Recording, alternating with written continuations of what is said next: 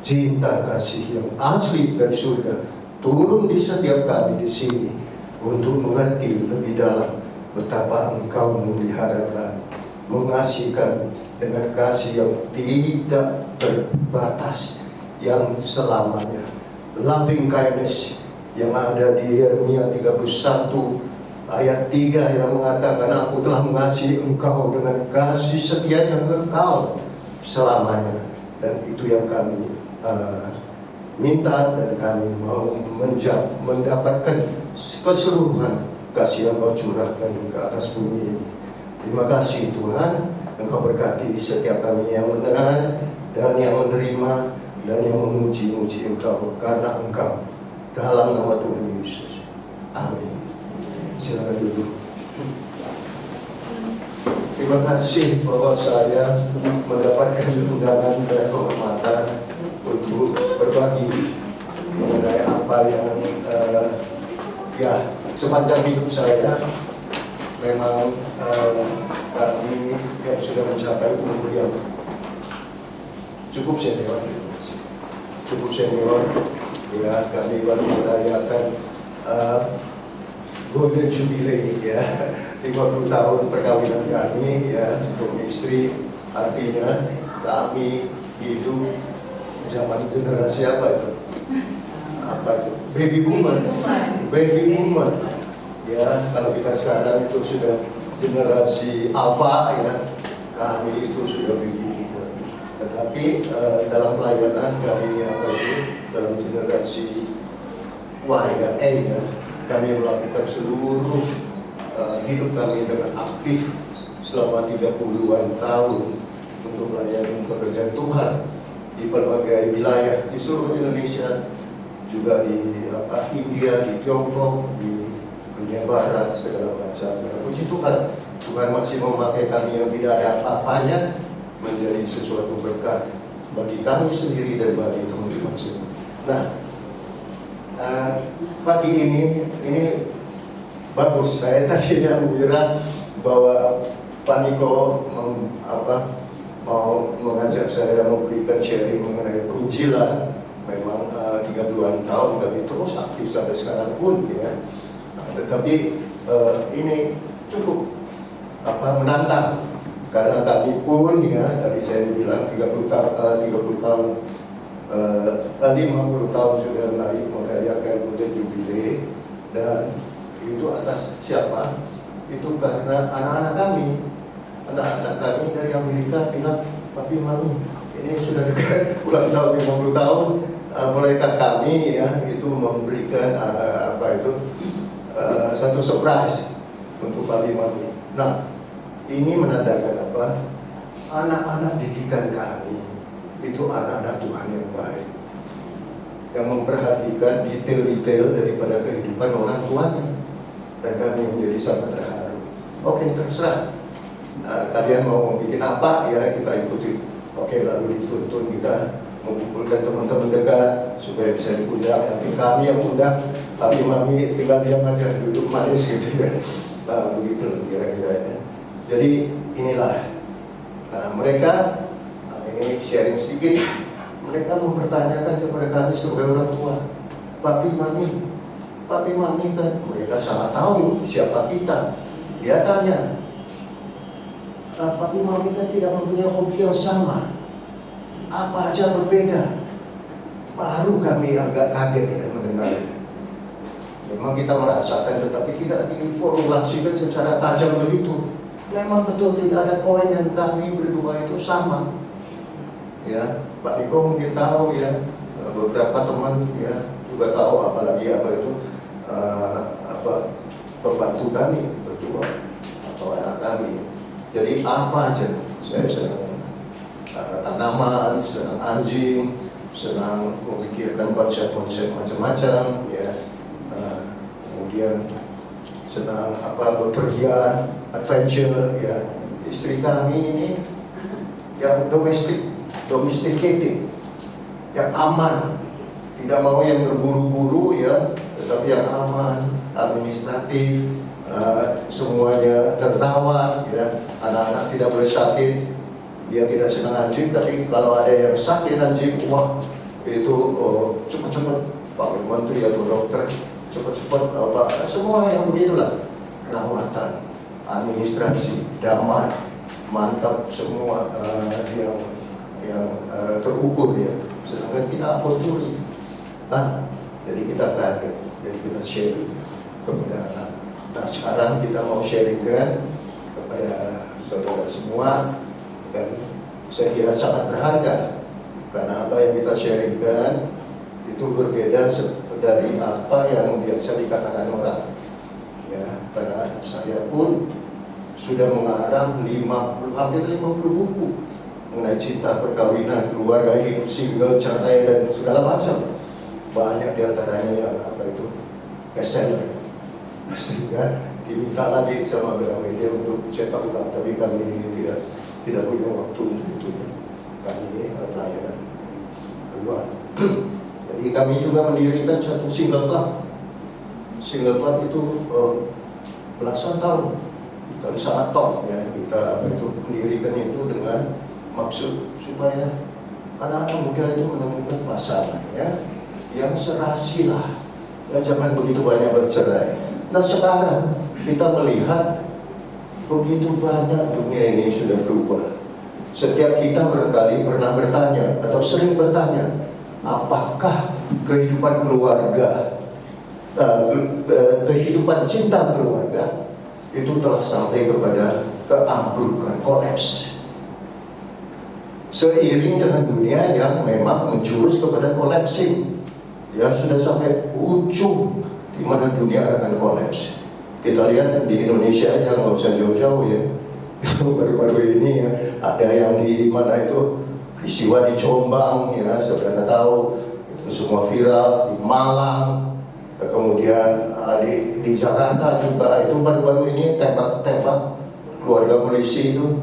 Ya kita tidak menuduh itu ada ada affair bagaimana, tapi itu keluarga, masalah keluarga yang krisis sampai kepada ujungnya. Tidak bagaimana yang tidak terlaporkan, itu semua banyak yang hidup seperti oke aja, tapi kalau dilihat mereka itu sebenarnya sudah belasan tahun tidak pernah ngomong. Suami istri ngomong hanya di depan kita itu manis-manis, tapi di rumah nggak pernah ngomong. Ini kami layani, ini kami hadapi. Di sini di Jakarta juga, di Salatiga apalagi.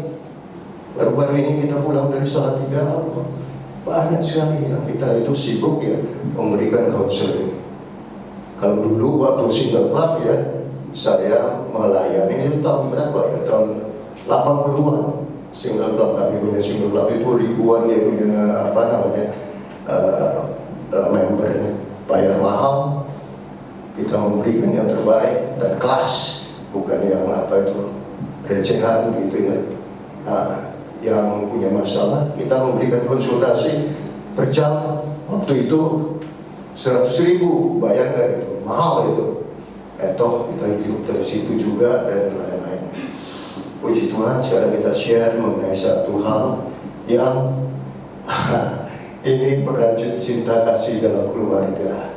Apakah tadi kita bertanya, apakah itu sudah kolaps cinta kasih dalam keluarga? Seperti iya, banyak orang putus asa, banyak orang yang tidak lagi ya hidup dalam satu home, kecuali ya seperti dalam satu house, tapi bukan home. Tapi syukurlah ya, ini lubang-lubang daripada rajutan, daripada keluarga, cinta keluarga itu makin besar, tetapi masih ada janji dari Tuhan menjanjikan the real intimacy of Christian marriage. Jadi intimitas yang sejati, yang sesungguhnya daripada suatu pernikahan Kristiani. Nah ini kenapa misalnya ini tahu ya saudara ya, apa ya? Itu kalau di Tiongkok, kami pelayanan di Tiongkok,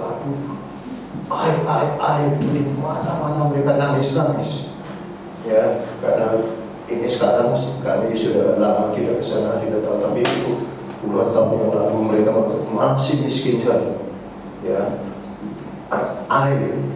Karena represi dari komunis itu begitu rupa ya, semua itu hanya opsi aja diangkat manusia itu. Jadi I-nya itu ya hampir-hampir itu tidak tersentuh. Waktu gereja di bawah tanah disiksa lagi, dikejar-kejar, lebih-lebih lagi mereka membutuhkan I, ya, love, kasih, cinta, ya. Tetapi yang bolong-bolong ini diakibatkan oleh I love you, ya lama-lama menjadi apa artinya I love you zaman sekarang ini? I need you. Egoistik. So, I love me, ya, I love me.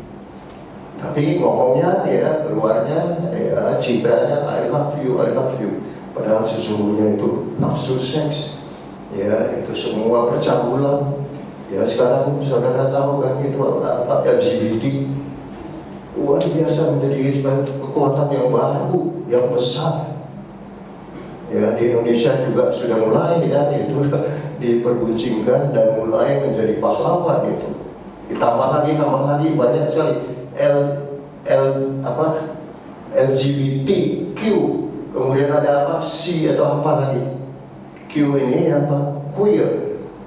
Jadi aneh gitu. Tapi bagi mereka tidak aneh. Lambang mereka apa? Tahu? LGBT. Pelangi. Warna pelangi mencerminkan itu mencakup semua kesatuan kemanusiaan. Jangan ada yang disingkirkan, jangan ada yang dibully, jangan merasa kamu benar sendiri, seks kamu sendiri itu sama nilainya dengan seks kami dianggap LGBT. Jadi semua mereka menuntut dengan dalil yang sangat kuat sehingga anak-anak muda ini menjadi arus ya gitu ya mengenai makna yang sejati dari love ya itu menjadi hilang sama sekali. Love mereka itu berdasarkan apa? Pokoknya suka sama suka dan itu adalah harga mati. Kalau suka sama suka ya kalian urusan apa? Kalian dirugikan apa? Jadi mereka menantang kami ini bukan mau seperti yang kami, tapi kami terberi. Bukan kami mencari, bukan kami memilih, terberi. Itu kami LGBT.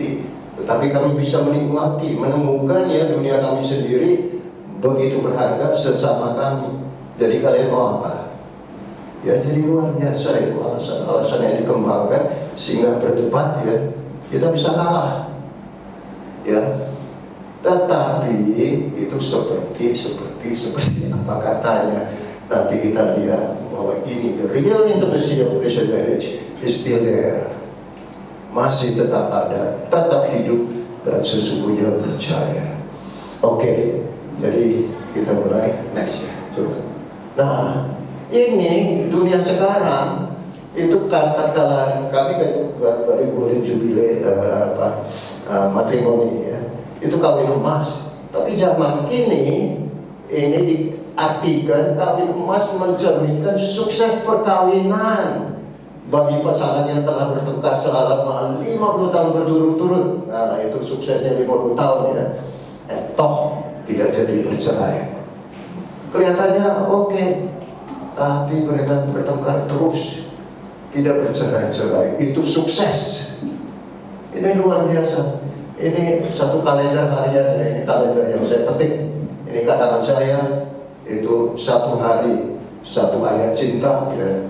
Nah, jadi ada sampai 365 hari. Semua kata-kata yang sangat relevan tentang cinta modern yang mengagetkan. Ya, oke, next. Inti sarinya kita mulai di sini. Ini apa? Amat pengantin mempelai berdua setelah tamu-tamu pulang, mereka berdua masuk ke dalam. Lalu di sana ada berapa orang di kamar itu? 2. Ada yang ngomong apa? Yang lain? Berapa orang di sini? Mereka masuk berdua, oke. Tapi disitulah saudara, mereka menemukan ya satu perasaan bahwa sesungguhnya bukan berdua, Cuma tidak itu sama-sama tidak terasa, masih di mabuk asmara, ya bulan madu ya malam pertama, bayangkan. Tapi di kamar yang sama itu sesungguhnya ada 6 orang atau entitas, bukan 2. Nah, ini pelajaran saya ya, dari dulu sampai sekarang saya anggap benar dan dibenarkan oleh para psikolog. Ya, kita cuma tidak sadar siapa 6 orang itu. 2 ya, seperti saya sama Butor ya, masuk ke kamar mempelai pengantin ya, kami berdua, the real one, the real me and the real she. Tapi ada 2 yang lain. Saya mempersepsikan diri saya dan dia mempersepsikan diri dia. Bukan the real, tapi persepsi saya terhadap who am I. Siapakah saya? Nah, saya torsinan, saya gini.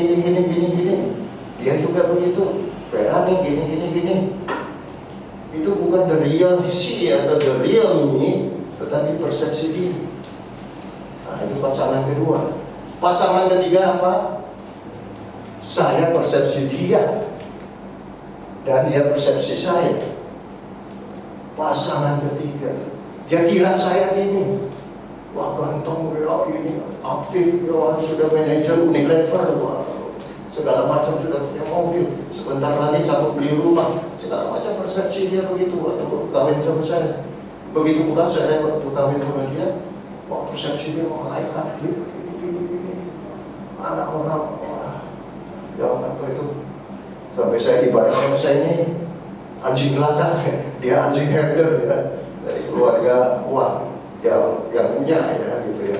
Nah, jadi macam-macam persepsi. Nah, di sini ada 6 sosok.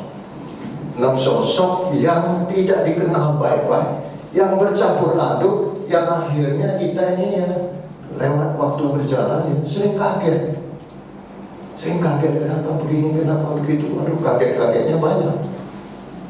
Nah, tapi banyak yang tidak terresolusi dengan baik. Disitulah mulai konflik, disitulah mulai ya kita bertengkar, disitulah kita mulai menuntun, dan akhirnya ya bisa diteruskan ya. Oke, kita teruskan lagi. Nah, tapi yang sederhana ini kita mau bilang ya, ini love is a journey, satu perjalanan raksasa sebenarnya. Ya, perjalanan raksasa rohani dan insani. Bukan hanya insan ya berdua, tapi juga rohaniah ya. Total journey, tapi bersama dalam satu boncengan. Seyogianya ya, beginilah ya kita itu bermimpi, tetapi memang jauh dari realita. Cinta adalah hasrat si dia, ya, si istri saya, untuk dapat memberi saya sebuah kapal pesiar. Dan hasrat, ini saya baca apa adanya, dan hasrat Anda untuk dapat memberi si dia sebuah kapal terbang. Ya, seimbang, mimpi yang luar biasa. Dan ternyata Anda berdua mendapat sebuah sepeda. Ya, namun Anda berdua tetap merasa bersyukur dan terberkati karena mampu menikmatinya bersama-sama dalam satu boncengan. Amin. Ini sebenarnya seharusnya apa yang kita mimpi-mimpi ini ya, itu mimpinya terlalu jauh. Tapi apa yang kita sanggup, yang kita bisa nikmati, sedikitnya yang kita mendapatkan satu sepeda, tetapi menikmatinya dalam boncengan bersama. Wah, indah sekali. Ya, tetapi kita akan sampai ya kepada yang sangat indah. Oke, terus. Nah, ini lagi yang satu kalimat yang bagus, bahwa marriage, pernikahan adalah satu voyage ya, perjalanan raksasa itu tadi ya, insani dan rohani, adalah sebuah partnership, tumbuh kembang bersama, kembali lagi ya bersama ya, dalam membangun sebuah home, bukan rumah, tapi home, suatu keluarga, rumah tangga keluarga ya. Jadi kayak jemaat ya, kita jemaat ini ya, ini home, bukan gedungnya, bukan kursinya, jemaat. Nah, kalau di keluarga itu home, bukan house-nya, ya. Nah, pernikahan adalah sebuah investasi yang memberi dividen ya, hanya bila Anda membayar bunganya, ya. Jadi artinya itu harus dengan usaha, harus dengan ya saling menginvestasi, baik untuk diri maupun pandangan kita terhadap lawan pasangan hidup kita. Oke, sekarang kita masuk ya. Nah, kalau tidak bisa menginvestasikan ya diri ya masing-masing dan dalam kebersamaan, maka terjadilah konflik.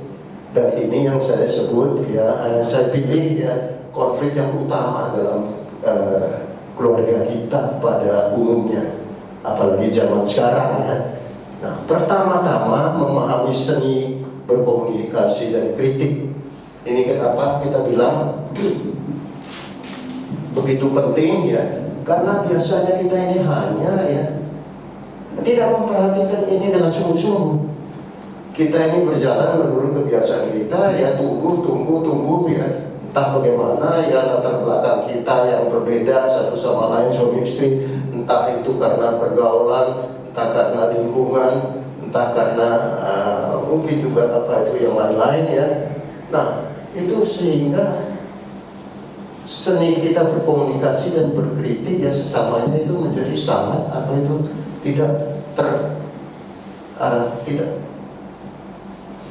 tidak tersadari ya, bahwa itu mulai mencetuskan suatu masalah seterusnya.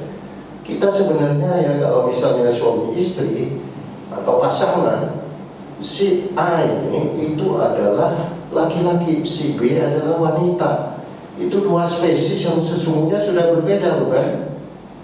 Makanya ada buku yang namanya itu yang Venus, yang perempuan, yang itu adalah Mars, yang laki-laki.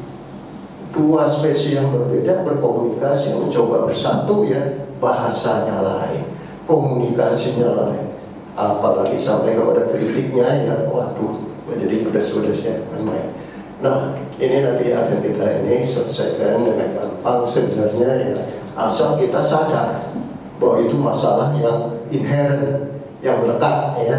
Kemudian ini juga semua melekat-melekat ya, mengelola keegoan.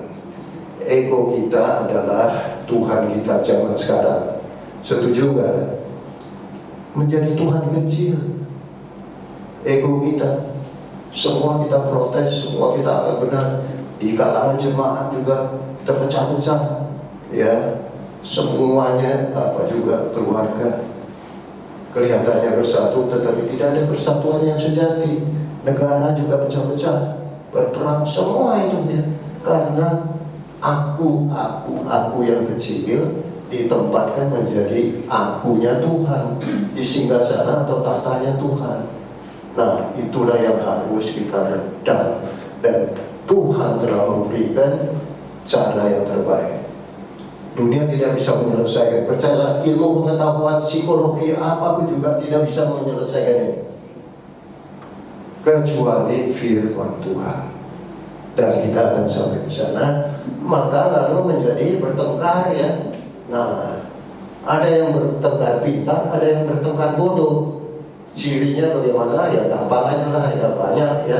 Tetapi bertengkar bodoh adalah bertengkar yang dibesar-besarkan, diprinsip-prinsipkan, yang diperluas juga daerahnya, ajak teman anak-anaknya untuk membela ya, yang ini rebut ini ya, kasih tahu sama anaknya itu bapak itu kurang ajar begini. Nah, sebaliknya juga begitu, ibunya apa itu ngambil alih, bilang bapak kurang ajar, nggak bertanggung jawab, segala macam, diperluas ke tetangga lagi, kemana-mana, udah ada habis-habisnya. Ya, ini sangat berbahaya. Sedangkan sebenarnya kalau bertengkar pintar itu apa? Intinya itu bukan cari kemenangan egonya, mencari solusi, mencari win-win solution ya, mencari ya itu ya pemahaman bersama yang makin kita itu mengerti satu sama lain, sehingga itulah ya bertengkar secara pintar untuk tidak diemosikan ya dengan yang bodoh atau keegoan yang kebablasan. Nah, kemudian ya ini dua ini tentu juga sangat-sangat penting ya, masalah uang di masa resesi ya, itu semua yang kami konsultasikan ya ini ya, baru-baru ini juga, bahkan ini beberapa hari yang lalu dapat satu butor, dapat satu WA. Nah, saya nggak mau bilang siapa ya, tapi saudara ada kenal, kami tidak kenal, pernah dengar aja. Tapi saudara mungkin ada yang kenal, banyak yang kenal. Ya, cerita gini-gini, pinjam uang sekian puluh juta kepada butor. Loh, kita nggak kenal. Dia cuma cerita pendek, saya keperluan begini-begini, tolong gitu. Jangan dikasih tahu ya sama orangnya. Nah, kita nggak kasih tahu orangnya. Tapi ini kasus beberapa hari ini. Ya, jadi itu luar biasa. Di sana, di mana Salatiga, datang lagi satu perempuan diajak sama teman yang kita tahu. Wah, cerita, Pak, tolong kalau bisa gini. Saya dikejar-kejar sama preman, saya dikejar-kejar juga sama penagih utang. Penagih utang itu. Nah, debt collector, rumah pagar saya digedor-gedor, gini. Saya utangnya begini, ini utang sama bank sekian. Nah, macam-macam, alasannya macam. Akhirnya saya memberikan nasihat baik-baik, akhirnya saya marah dia. Karena dasarnya kamu itu membuat dirimu jadi begitu, ya. Dan untuk apa kamu datang ke sini? Ya, saya tidak kenal sama ibu tidak kenal saya. Apa kamu tidak mempunyai ini keluarga atau tidak mempunyai siapa-siapa? Sehingga satu-satunya itu lari ke sini yang saling tidak tahu. Nah, tapi saya sudah ngomong dasarnya, kenapa dia sampai begitu? Sehingga saya marah dia, saya tidak bisa menolong. Tapi karena saya ini kasih sama Tuhan, saya mau membantu. Bukan dengan meminjam, tetapi dengan memberi sekedar yang saya merasa tergerak untuk memberi. Saya kasih. Ya. Wah, dia nangis ya. Nah, lain kali jangan pernah begitu. Pikir gampang aja kamu pinjam uang. Yang satu kali pinjam kepada uang lebih kecil untuk buka warung. Ternyata cuma begitu aja ya. Yang satu lagi ya menggadaikan rumah, minta kredit di bank, ya dua-duanya nggak bisa dibayar, dikejar-kejar, ya. Jadi itu sedih sekali kita. Oke, jadi ini nanti kita menyinggung dengan cepat, tapi godaan seksualitas ini sudah sangat nyata sekarang ini. Semuanya itu orientasinya itu mencari kesenangan pribadi yang paling prima. Tidak cukup angka 8 ya untuk seksualitas, tetapi mau dapat angka 10, 9, 10.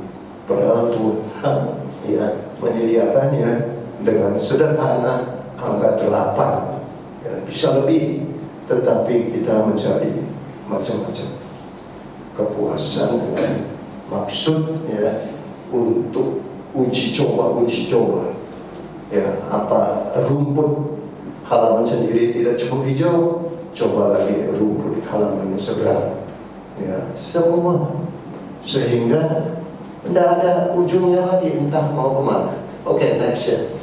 Nah, ini salah satu yang mengenai apa itu tadi saya bilang, untuk komunikasi, seni komunikasi dan kritik ya, bacalah buku-buku, perlu baca buku ya, karena buku-buku yang lain itu juga berdasarkan prinsip-prinsip Alkitab. Ini salah satu atau ada ketiga yang saya usulkan, atau banyak sekali yang lain. Sampai sekarang buku ini ya saya selalu memberikan dalam paket bersama untuk memberikan pasangan suami istri yang baru yang menikah manusia man ya laki-laki dari Mars, planet Mars, wanita dari planet Venus. Jadi bagaimana bisa ketemu? Ya, pernah saudara baca buku ini? Belum. Ini terbitan sudah agak lama, tetapi saya sudah baca ulang lagi dan saya tetap membeli dan kasih sama teman-teman yang mau menikah. Bagusnya luar biasa. Waktu di Tiongkok kami pelayanan, waduh ini booming luar biasa, ditaruh di buku di apa itu sampai keluar apa ke trotoar, ya toko buku yang besar itu luar biasa. Jadi ini harus diberi untuk dipelajari. Manusia itu dengan spesies yang berbeda, dengan latar belakang semua juga berbeda. Ini ada banyak petunjuknya. Nah, ini adalah Timothy Keller, pernah dengar?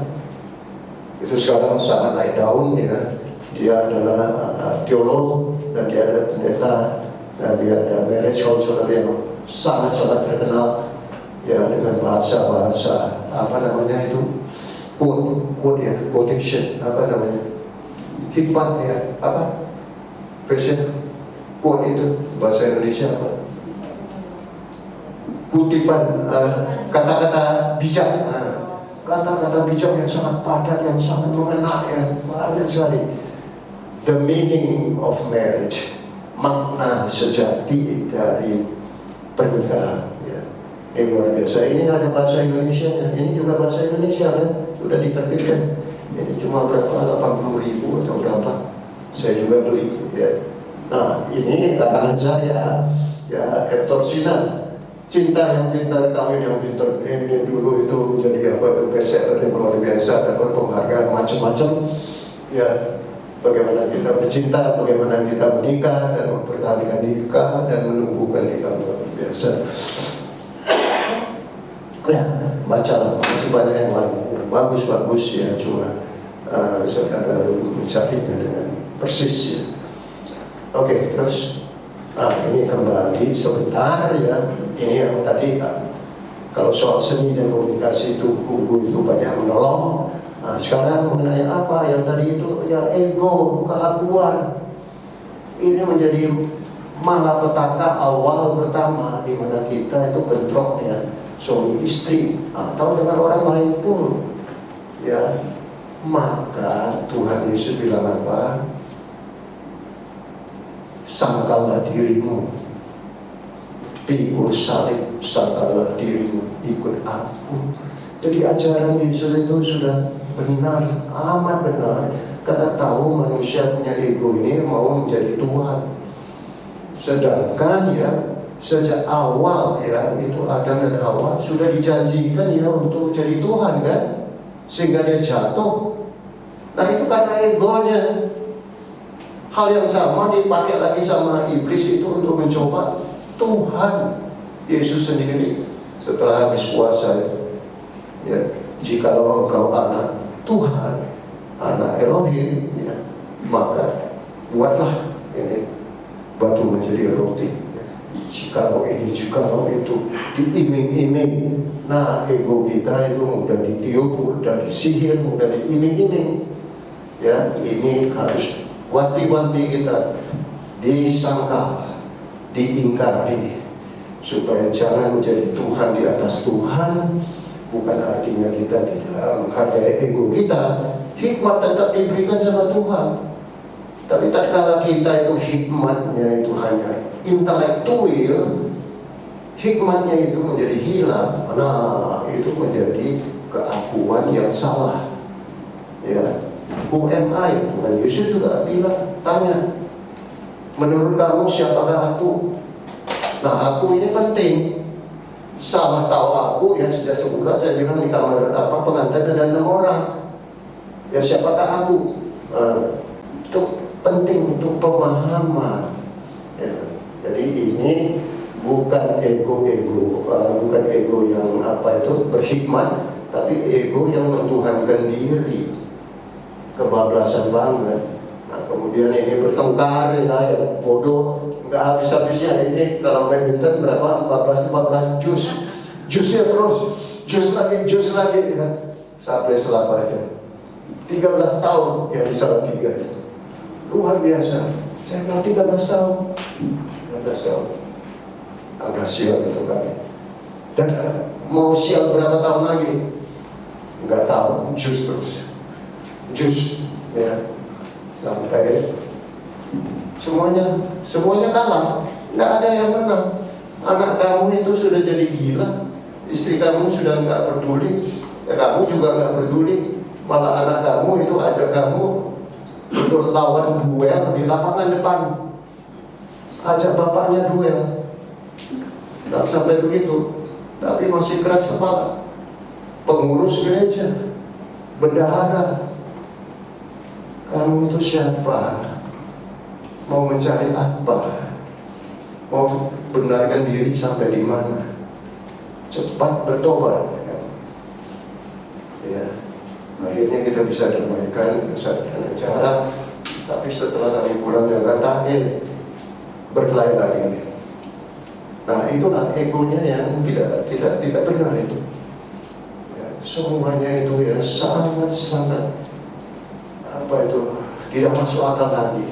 Tetapi itu dianggap ya penting, dianggap ya itu segala-galanya, harga mati. Nah, ini harga matinya adalah 14 dan jus. Ya. Nah, kemudian ini uang ini sekarang menjadi sangat penting ya, karena resesi yang luar biasa, dunia terancam ya, semua orang itu hidup ya dalam ketidakpastian, perang yang terus-terusan ya, ini bisa lagi menjadi perang dunia ketiga. Jadi bagaimana sikap kita? Sebenarnya ini harus dikelola dengan penuh pengertian antara suami istri, dan percayakan ya mana yang bisa dipercaya dalam hal misalnya istri yang bisa dipercaya untuk pembelanjaan harian, tentu dia yang pegang ya porsi itu, di mana ada yang lain-lain ya suami yang pegang ya, tetapi terbuka. Boleh bank account-nya 2, dompetnya 2 ya, tetapi terbuka ya. Nah, kalau bisa ya seperti saya tidak pegang dompet, saya nggak pegang bank account, kebetulan saya tremor ya, Anda bisa tanda tangan lagi, bank tidak mengakui tanda tangan saya.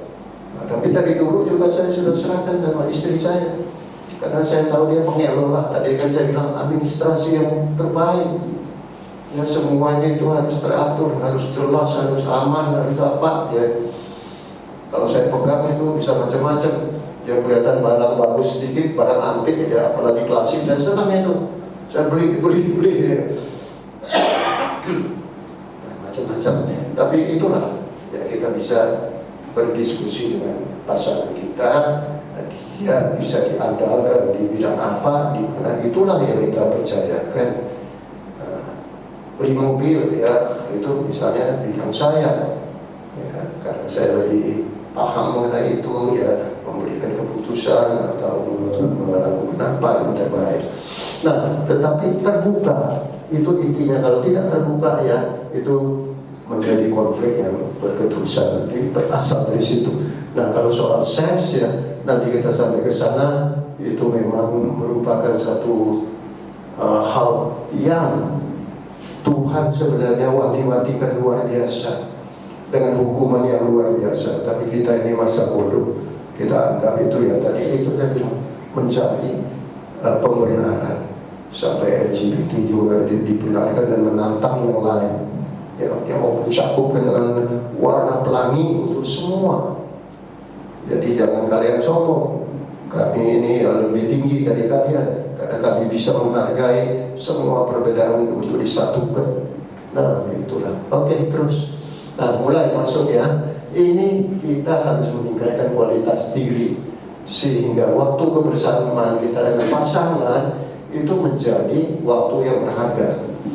Nah, kalau tadi itu sumber konfliknya pada umumnya ya sudah kita sebut ya. Nah, sekarang ini hati-hati. Ini yang halus.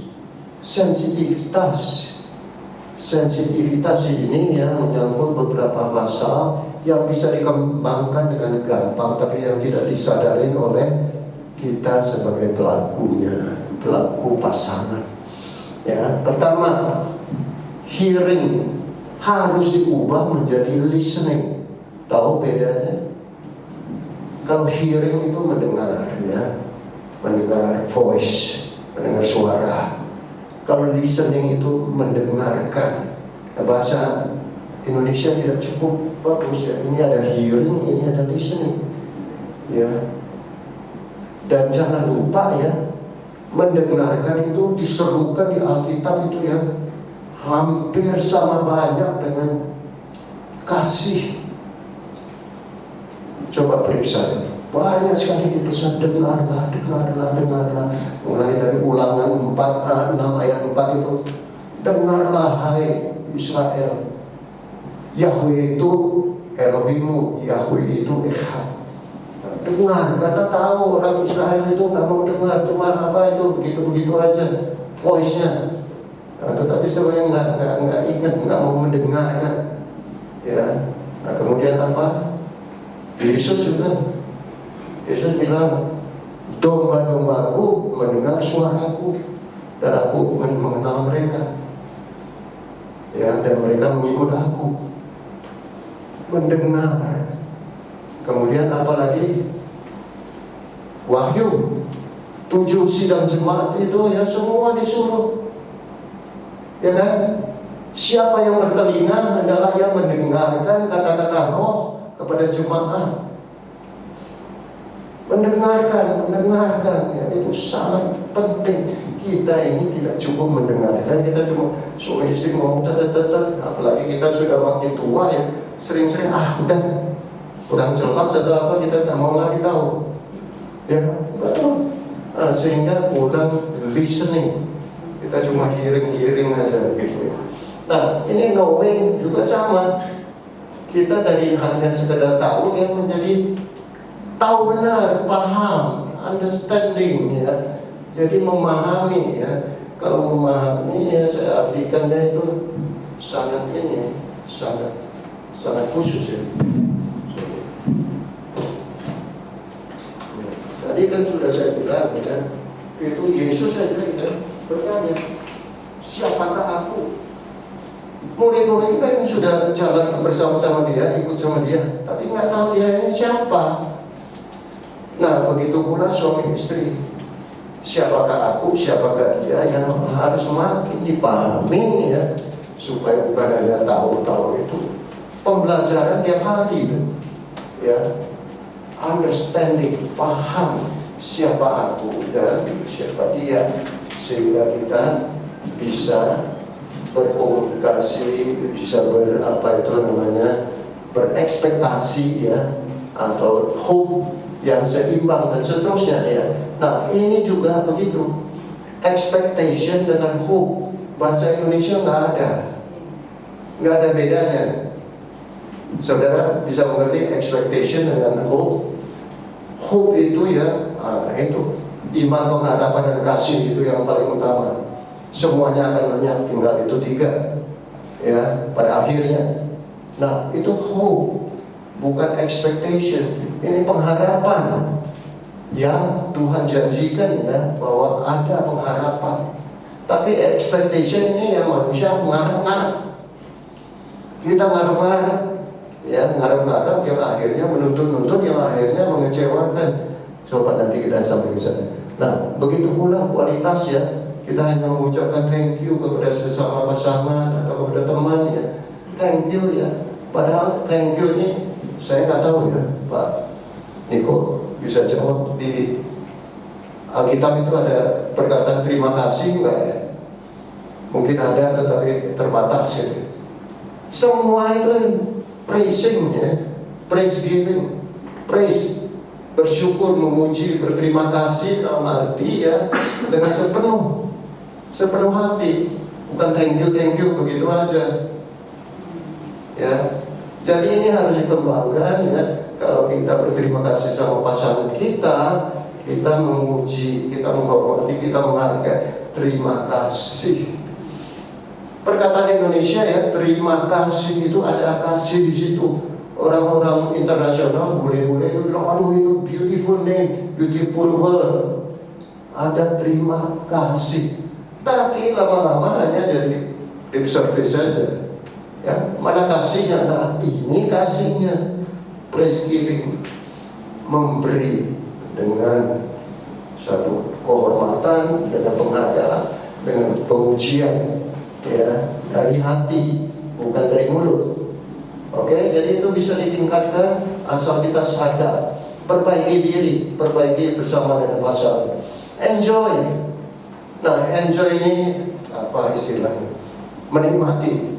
Ini sering-sering kita menikmati sendiri-sendiri dalam keluarga. Jangan extendkan itu untuk keluarga, perlebarkan untuk keluarga. Dan bukan hanya perlebar kepada anak-anak dan pasangan, kepada mertua juga, siapa-siapa, keluarga besar atau keluarga inti, tetapi juga lebih lama menikmatinya, kebersamaannya lebih lama. Jadi bukan enjoy ya untuk diri sendiri sesaat, tetapi merry making atau celebration merayakan untuk seluruh keluarga. Kalau perlu keluarga yang lain ya, diikutkan ya. Jadi perayaan yang diperlama, yang diperluas. Kalau bertengkar tadi kita bisa perluas, ada anak-anak cari golok, ya, diracunin ya, itu si bapakmu itu kurang ajar, nggak bertanggung jawab gini. Nah, itu bisa kita extend, bisa kita perluas. Kok apa satu berkat ya yang kita bisa enjoy, nggak bisa kita extend. Jadi ini rahasia yang kecil-kecil yang keseluruhannya nanti akan mengubah rumah tangga atau hubungan kita suami istri. Nah, kemudian ini ditambah-tambah lagi ya, supaya keluarga kita itu utuh, penuh joyful ya, sukacita. Kita bikin surprise ya, itu ulang tahun atau untuk apa, kita mendapatkan satu ilmu baru, ilmu masak. Seorang istri lalu mencobakan itu untuk keluarga, bikin kuenya, macam-macam bisa ya, surprise ya, kemudian humor. Ini semua untuk memberikan warna pelangi yang sebenarnya di dalam keluarga, utuh dengan semua joyfulness. Nah, kemudian ini apa? Ini penting sekali, home project, family project. Kenapa suami itu sering dituduh nggak kerasan di rumah, sudah keluyuran? Karena nggak ada home projectnya. Akhirnya suaminya nyangkut ke ya sudahlah, kalian tahu ya, nyangkut kemana-mana, ke nightclub lah, ke wanita yang nggak beres lah, dan ini itu ya. Itu semua karena tidak atau kurang home project. Anak saya wanti-wanti, baru-baru ini juga anak saya diberkati Tuhan, puji Tuhan. Wah, sehingga dia apa itu mudah untuk pergi ke mana-mana. Kalau libur masih pergi keluar kota atau keluar negeri. Kalau libur ya, sampai saya marah dia baru-baru ini. Saya bilang jangan begitu. Kalian diberkati Tuhan dengan luar biasa ya. Itu coba ya, itu supaya lebih menghargai berkat Tuhan, bukan dengan pergi-pergi begitu aja ya, tapi bikin proyek keluarga, ya, proyek family. Nah, kemudian kami mempunyai 2 anak, kemudian yang satu beli anjing misalnya. Anjingnya cakep ya, jadi ada anggota baru dalam keluarga, apa semua memperhatikan ada apa atau aktivitas yang sukacita. Nah, itu misalnya. Bisa juga ya perkebunan ya, kalau di Amerika, kalau di Holland ya, itu karena matahari itu sangat mahal, matahari. Jadi mereka sewa apa, satu bidang ya, mau berapa luas terserah ya, disewa tanah yang sudah subur, ditanam macam-macam. Nah, itu keluarga yang tiap weekend ya datang ke sana untuk ini. Nah, itu mereka bisa cari begitu, melibatkan seluruh keluarga menjadi home project, family project ya, sehingga tidak usah lari kemana-mana. Di rumah ini banyak aktivitas yang bisa dikembangkan secara kreatif.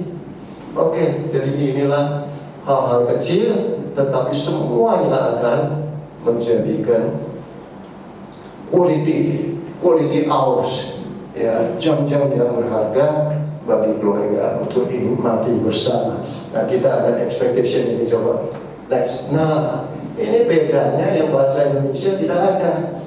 Ya, expectation harapan. Tapi hope ini harapan, ya pengharapan akan penggenapan dalam IPK. IPK itu apa?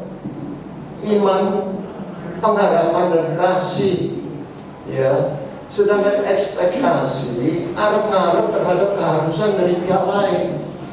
Ya, misalnya istri saya lagi apa itu sebentar lagi mau ulang tahun ya. Dia ngarep-ngarep ya sesuatu akan ini. Padahal begitu tiba saatnya, saya lupa kasih dia surprise, kasih dia hadiah atau perhatian atau apa.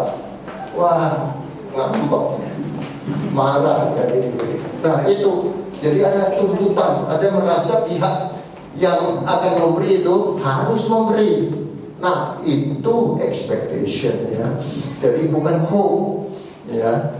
Jadi itu beda hope dengan expectation. Maka selalu hope, jangan ekspektasi. Karena ngarep-ngarep bisa mengecewakan.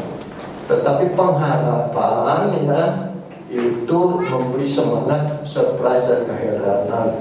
Dan apalagi pengharapan di dalam Tuhan, Tuhan menjanjikan Tuhan akan ya melawan dan merawat keperluan kita. Oke, jadi di sini dikatakan ya, don't blame people for disappointing you, blame yourself for expecting too much. Jangan menuduh ya. Jangan menuduh-nuduh orang lain ya atas kekecewaanmu, tapi tuduhlah dirimu sendiri karena terlalu ngarep-ngarep, terlalu menuntut ya. Jadi kita harus balancing ya.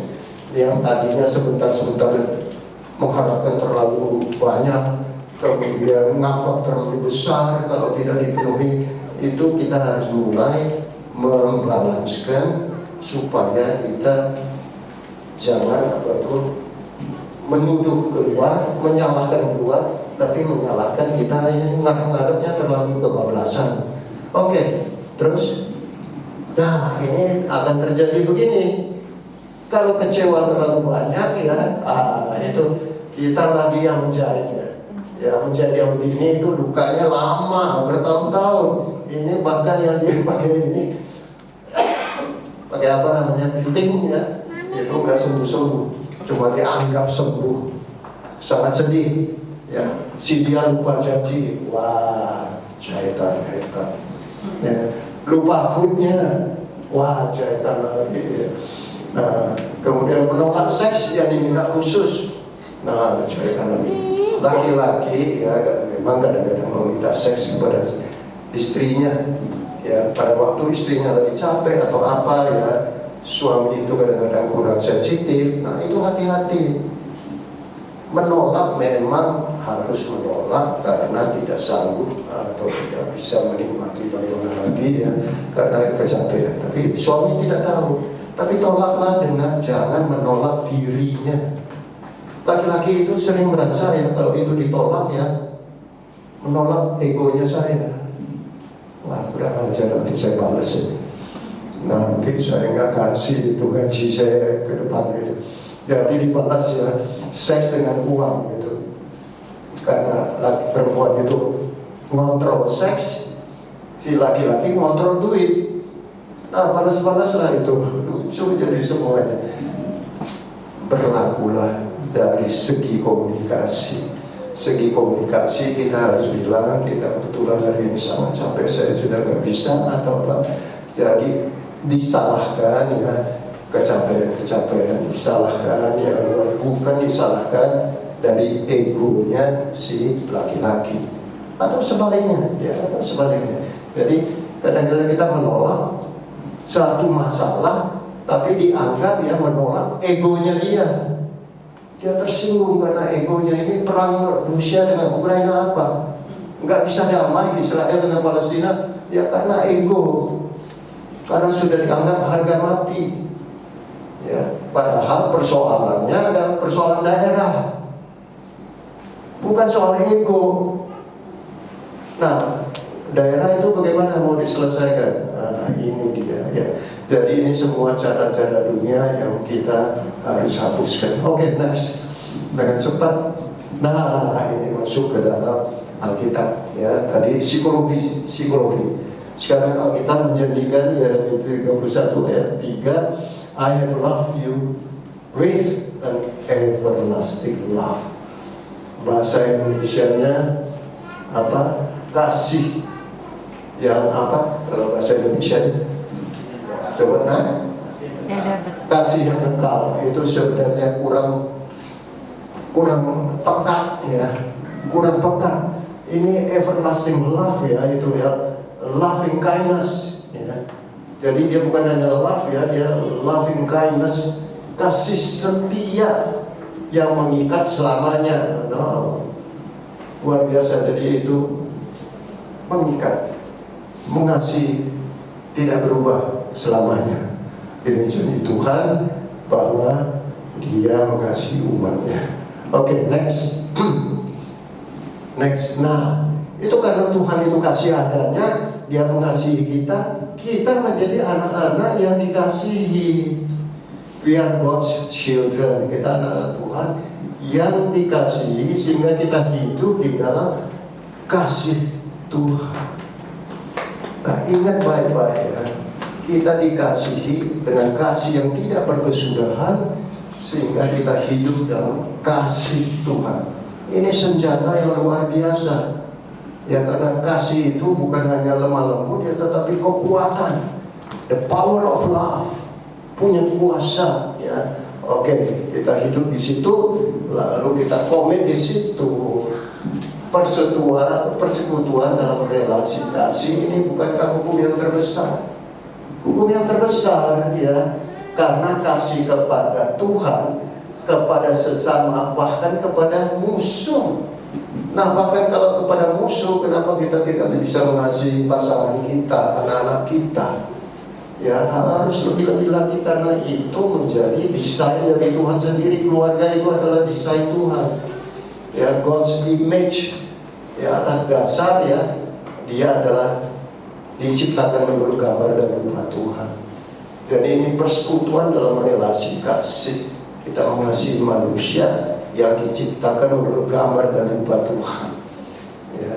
Nah, kemudian kalau suami istri, lebih khusus lagi, relasinya menjadi satu daging. Benar kan? Sebab seorang laki-laki akan meninggalkan bapaknya dan ibunya, lalu bersatu dengan istrinya, supaya keduanya menjadi satu daging. Nah, menjadi satu aja sudah setengah mati, ini menjadi satu daging. Ya, Tuhan apa itu memberikan ya ciptaannya ya. Kalau Kejadian kita baca pasal 2 ayat 18, 22, 23, 24 itu turut-turut. Ya, kita bisa melihat diciptakan ya seorang penolong yang sepadan dari tulang rusuk. Dari tulang rusuk lalu menjadi daging yang harus menjadi satu daging seutuhnya. Jadi itu sudah diciptakan demikian dengan urutan yang sangat sistematis supaya kita menjadi satu daging suami istri. Sekali dimeteraikan Tuhan, itulah kita menjadi satu daging. Maka 10 perintah Tuhan itu, kalau kita jabarkan, buku saya itu ada ini 10 perintah untuk suami, 10 perintah untuk istri. Nah, ini terlalu panjang ini, satu sesi sendiri lagi ya. Oke, itu intinya yang luar biasa. Next, coba. Nah, ini kekuatan kita ya. Persekutuan kita unsur dua pihak. Saudara jangan hanya melihat ini pasangan kita ya sebagai lawan, apalagi ya. Bukan, ada pihak ketiga. Kita yang disatukan dalam Tuhan, maka Roh Kudus pun ya itu ya tinggal di dalam kita ya, karena kita dianggap baiknya Tuhan. Ya, dua yang disatukan ya, ada roh kita yang disatukan oleh Roh Kudus. Ya, berusahalah memelihara kesatuan roh oleh ikatan, ada pengikatnya, yaitu satu tubuh, satu roh dalam damai sejahtera. Amin. Ini luar biasa. Ingat ya, kalau mau apa ya, ini ikatan yang sudah diikatkan Tuhan dengan penguatan daripada Roh Kudus, sehingga kita takut sama Tuhan. Next, coba. Ini ada berjalan dalam kuasa Roh Kudus. Siapa lagi yang lebih berkuasa? Kuasa Roh Kudus itu yang paling berkuasa. Jadi jangan seperti yang tadi saya bilang, yang 13 tahun itu beranteman itu ya. Nah, semua itu hancur-hancuran ya. Kalian tidak memberikan kuasa tempat untuk Tuhan bekerja. Kalian itu akunya yang menempatkan kursi tahtanya Tuhan. Ya, sehingga Roh Kudus yang kamu miliki, yang dijanjikan itu tidak kamu pakai. Kamu malah apa itu, di Jakarta ada satu lagi suami istri juga begitu, berapa belas tahun itu masih ada urusan ya, kalau cerita sedikit ya, itu ada urusan di anak angkat kami dinikahkan keluar dari rumah kami. Tapi sekarang itu nggak keruan-keruan ya, dari kami panggil lagi, kami counseling terus. Tidak mudah, tetapi mereka masih menghargai kita dan kita pakai kesempatan itu untuk memberkati. Ya. Jadi ini Roh Kudus ini harus diberdayakan untuk kita menyangkal diri, memberikan tempat kepada kuasa sejati tentang desain persekutuan kita dengan pasangan kita dalam keluarga. Terus, ini makin kita sampai kepada akhir kekuatan kita. Tuhan adalah marital sex designer. Nah, di sini kita bisa lihat tadi ya, Kejadian 2:24 menjadi satu daging. Kemudian 1 Korintus 7 ya, tetapi mengingat bahaya percabulan, baiklah setiap laki-laki mempunyai istrinya sendiri dan setiap perempuan mempunyai suaminya sendiri. Jadi 1 lawan 1 dan tidak ada pihak ketiga, tidak ada backstreet, tidak ada fortreat. Ini adalah straight ya, sehingga kita ini masuk dalam desain rencana Tuhan yang utuh. Nah, kalau keluar daripada itu, maka ini konsekuensinya. Strict order on distancing immoral sex. Seks yang immoral itu harus dijauhkan. Nah, maka 1 Korintus 6 itu luar biasa ya. Baiklah kita baca sama-sama pelan-pelan ya, karena ini kekuatan kita ya. 1 Korintus dan Galatia 5 ya. 1, 2, 3. Jauhkanlah dirimu dari kecabulan. Setiap kesalahan yang dilakukan manusia dari dirinya. Tetapi orang yang melakukan percabulan berdosa terhadap dirinya sendiri. Tubuhmu adalah baik terus yang tidak diharapkan. Kamu bukan diri kamu sendiri, sebab kamu telah dibeli dan harganya telah lunas negara. Karena itu muliakanlah Elohim dengan tubuhmu. Luar biasa bukan?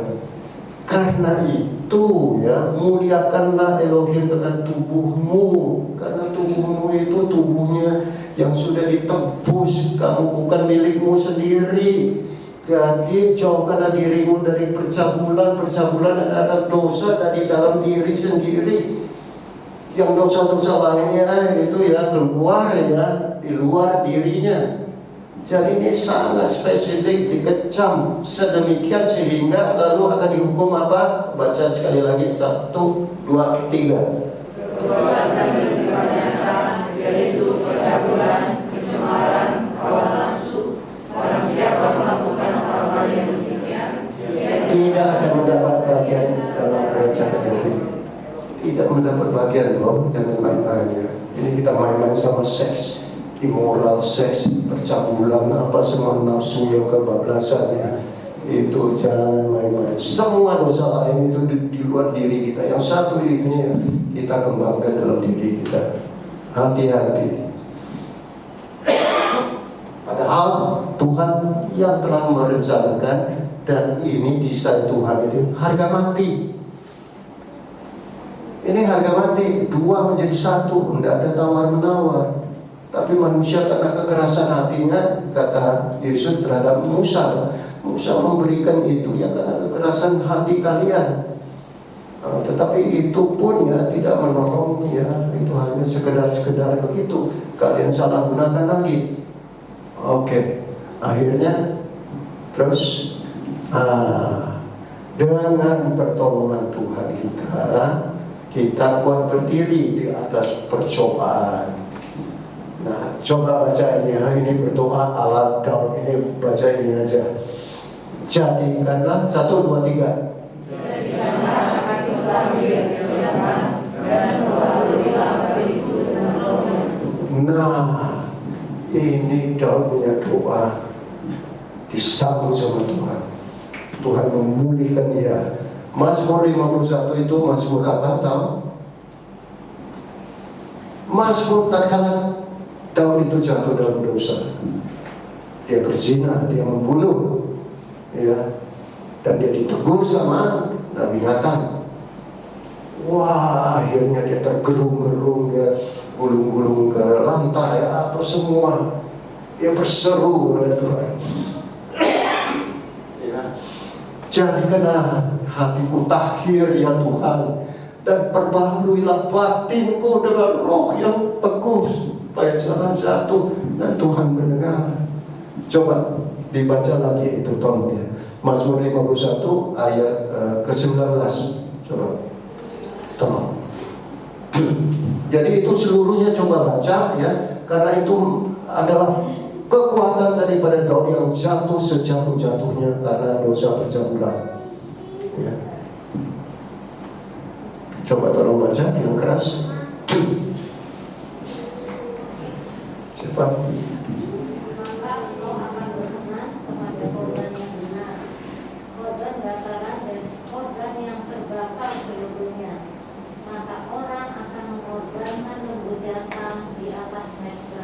Nah, itu adalah korban ya dari apa tadi? Korban yang hancur hati, hancur jiwa, ya? Enggak ya? Salah. Yang hancur jiwa, persembahan korban yang hancur jiwanya itu ayat berapa? Ayat 19 bukan? Ya, ada hancur jiwa. Nah, coba baca kalau ayat itu. Ayat berapa? Mazmur 51 ayat 19. Nah, ya. Coba baca.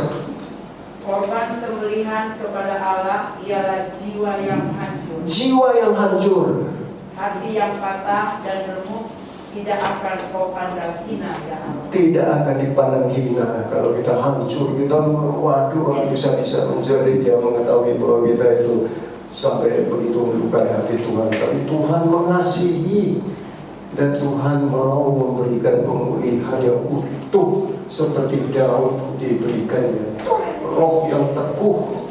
Jadi Tuhan memberikan pemulihan yang luar biasa. Oleh karena itu pertolongan Tuhan ya itu ya bisa kita kuat berdiri di atas pencobaan. Karena Daud pun ya telah melakukannya itu dari pengalamannya, dan dia berseru, jadikanlah hatiku tahir ya Tuhan, perbaharuilah batinku dengan roh yang teguh dalam kehancuran jiwanya. Ya, kehancuran jiwanya ini luar biasa. Itu ibaratnya kalau mau dibandingkan ya, kehancuran jiwa karena ya oke. Karena misalnya Tuhan Yesus tak kalah disalib ya, dia berseru apa? Eli Eli lama sabachthani, itu kehancuran jiwa. Ya luar biasa itu. Nah, itulah yang juga sampai kepada Tuhan dan kepada kita semua. Nah, dengan apakah seorang muda mempertahankan kelakuannya yang bersih? Dengan menjaganya sesuai dengan firman-Mu. Dengan segenap hatiku aku mencari Engkau, janganlah biarkan aku menyimpang perintah dari perintah-perintah-Mu. Kembali lagi Mazmur 119. Nah, pencobaan-pencobaan yang kamu alami adalah pencobaan-pencobaan biasa yang tidak melebihi kekuatan manusia. Sebab Tuhan setia, dan karena itu tidak akan membiarkan kamu dicobai melampaui kekuatanmu. pada waktu kamu dicobai, Ia akan memberikan kepadanya jalan keluar, sehingga kamu dapat menanggungnya dan memenangkannya. Nah, jadi di sini ingat rumus Yusuf ya, 17 tahun dia digoda, dia tak kala itu menang atas godaan tante Potifar. Caranya apa? Terhadap rumusnya apa? Rumusnya sederhana semua. Saya kasih konseling mengenai immoral seks ya. Rumus Yusuf, rumusnya apa? Dia lari daripada godaan itu, lari, tidak dilayani, tidak setengah-setengah, lari. Begitu kamu cium ini ada gejala-gejala begitu ya, lari. Jangan ngarep-ngarep, jangan nanti-nanti, jangan son-son kuku atau apa, terlalu muka mau manis-manis ya, lari. Udah selesai. Begitu mudah. Saya sudah memberikan nasihat yang keras ini kepada teman-teman, dan akhirnya banyak yang berhasil. Dulu waktu di bawahan saya, waktu saya kerja juga bilang begini, dia bilang, itu enggak masalah Pak, bawahan saya sales manager, saya ini sudah sembahyang dulu saya playboy, sekarang saya sudah tobat, enggak apa-apa. Minggu depan ya istrinya datang ke satu toko kosmetik di Jatinegara, cakar-cakaran sama perempuan yang berselingkuh dengan suaminya. Seminggu kemudian saya pecat itu sales manager. Oke, jadi rumus Yusuf. Oke, akhirnya kita sampai kepada apa? Nah, ini slide terakhir. Marriage is a voyage. Janganlah kita jemu-jemu berbuat baik. Tatkala kita don't grow weary of doing good, disitulah nanti we will reap if we don't give up. Jadi kita akan menuai tatkala kita tidak menyerah berbuat baik. Nah, di sini tidak jemu-jemu berbuat baik. Sebenarnya itu lebih daripada itu. Tidak menyerah berbuat baik, selalu berbuat baik. Ya, semuanya segar untuk berbuat baik terhadap musuh pun, apalagi terhadap pasangan dan keluarga kita. Jadi inilah yang akan nanti kita mendapatkan penuaian sepenuhnya daripada Tuhan. Oke, kita sampai di sini. Saya mau memperingatkan sebagai penutup bahwa kita telah diperlengkapi dengan luar biasa oleh firman Tuhan dan oleh hikmat yang Tuhan berikan kepada kita, supaya kita menjadi pemenang. Ya, kita telah diberkati luar biasa karena Tuhan adalah sumber kasih dengan kuasa yang luar biasa. Yang telah memberkati siapa? Yang memberkati Mesir. Karena siapa? Karena Yusuf. Dia telah memberkati Persia. Karena siapa? Karena Esther. Dan sekarang dia memberkati saudara masing-masing. Karena siapa? Karena Anda adalah biji mata Tuhan. Terakhir ada nah ini dia. Jadi merajut cita kasih dalam keluarga yang tadi bolong ditempel sama firman Tuhan, sama Yesus dengan Roh Kudusnya, menjadikan kita ini ayam sejati. Dan itu bukan I love you, tetapi saling mengasihi dengan kasih yang sejati, sehingga the real intimacy of Christian marriage menjadi kenyataan dan milik kita bersama. Amin.